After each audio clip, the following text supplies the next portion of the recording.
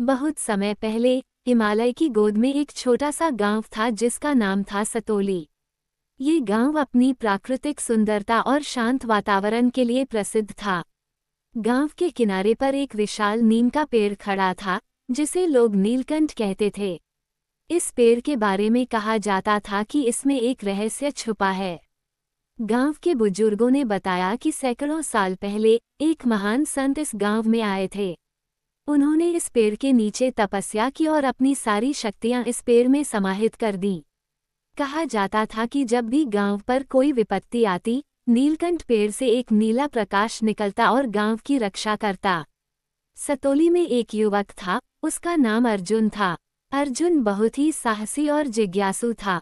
उसे नीलकंठ पेड़ के रहस्य के बारे में जानने की बहुत इच्छा थी। एक दिन उसने निश्चय किया कि वह इस रहस्य को सुलझाएगा। उसने अपने दादाजी से अनुमति मांगी और जंगल की ओर निकल पड़ा। रात का समय था और अर्जुन नीलकंठ पेड़ के पास पहुंचा। उसने देखा कि पेड़ के नीचे एक चमकदार पत्थर रखा हुआ था। जैसे ही उसने पत्थर को छुआ, अचानक एक तेज प्रकाश फैला और अर्जुन ने अपने आप को एक अनोखी दुनिया में पाया। वहां उसे वही संत मिले जिनके बारे में उसने सुना था।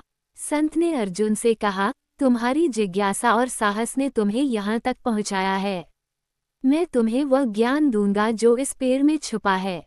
लेकिन याद रखना, ये ज्ञान सिर्फ तुम्हारे भले के लिए नहीं बल्कि पूरे गांव के लिए है। संत ने अर्जुन को ध्यान और साधना की शिक्षा दी। अर्जुन ने उस ज्ञान को प्राप्त किया और गांव लौट आया। उसने अपने गांव वालों को वह सारी बातें बताईं जो उसने सीखी थीं। अब गांव वाले भी ध्यान और साधना करने लगे और उनके जीवन में सुख समृद्धि आने लगी।